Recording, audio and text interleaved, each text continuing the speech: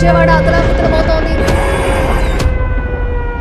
2 రోజుల నుంచి కురుస్తున్న ఎడతెరిపి లేని వానలతో పలు కాలనీలు జల దిగ్బంధంలో చిక్కుకున్నాయి. భారీ వరద కారణంగా కృష్ణానదిలో భారీ పడవలు కొట్టుకొస్తున్నాయి.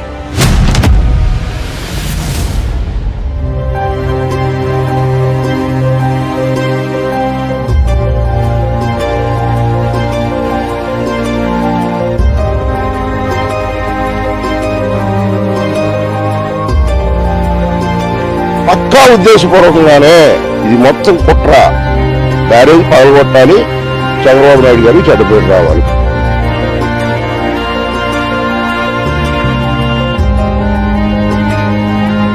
Budameru water totally has come to this area.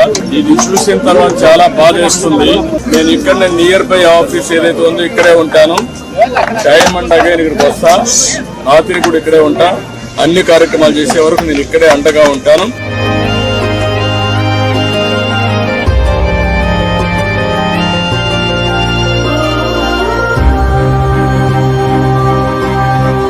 మాకెంత ఇది చేసి మమ్మల్ని కడుపు రాక నుంచి కాపాడి ఆయన చేసే ఈ సహాయాన్ని జీవితంలో మర్చిపో.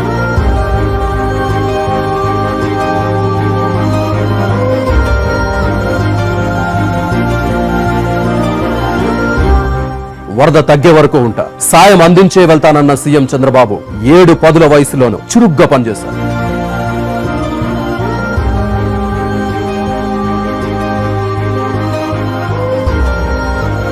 కారు కాన్వాయ్ లేకుండానే వరద ప్రాంతాల్లో పర్యటించి ఎప్పటికప్పుడు సహాయక చర్యలను ముమ్మరం చేశారు.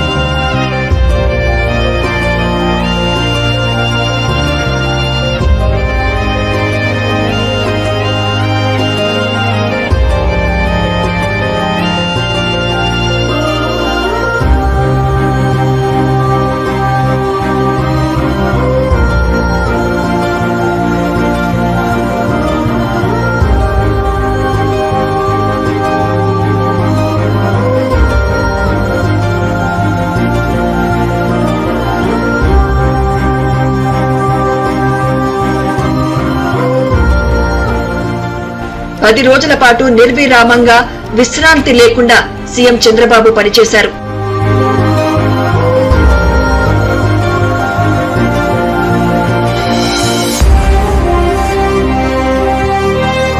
బాధితుల సహాయార్థం ప్రభుత్వం ట్యాంకర్ల ద్వారా తాగునీరు, రాయితీపై కూరగాయలు, నిత్యావసరాలు పంపిణీ చేస్తోంది.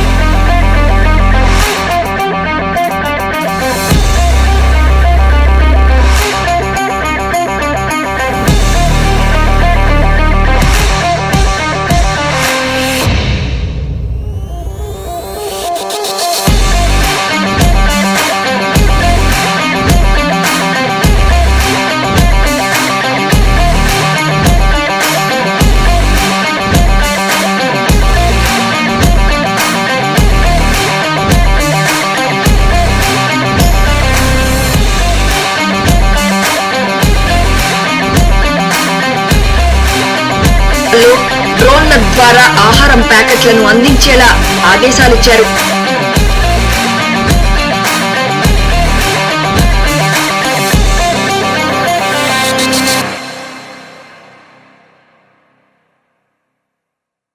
చంద్రబాబు 10 రోజులు ప్రజల్లోనే ఉన్నారు.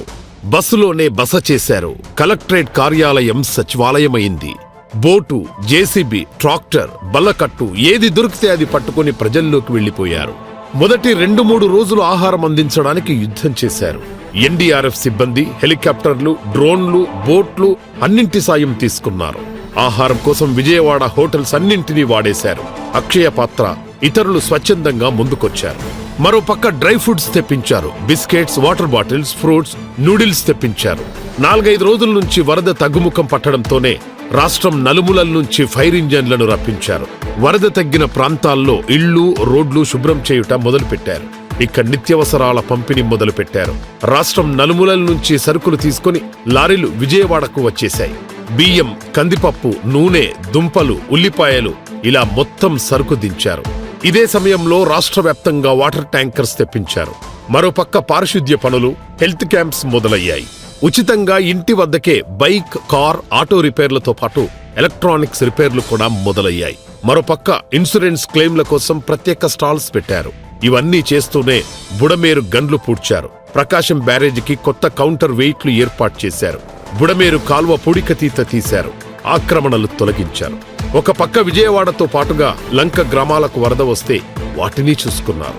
ఇలా 10 రోజుల పాటు చంద్రబాబు వరదపై ఒక యుద్ధమే చేశారు. అధికారులు, ప్రజాప్రతినిధులు, కార్మికులు, స్వచ్ఛందంగా ముందుకొచ్చిన వారు ఇలా అందరితో కలిసి అన్ని స్థాయిల్లో ప్రజలకు అండగా నిలబడి భరోసా ఇచ్చారు చంద్రబాబు. వెన్నంటి 1000 మంది ఉన్నారనే ధైర్యం నీకుంటే ఒక యుద్ధాన్ని గెలవచ్చు. అదే నువ్వు ముందున్నావని నీ వెనుకున్న 1000 మందికి ధైర్యం వచ్చిందంటే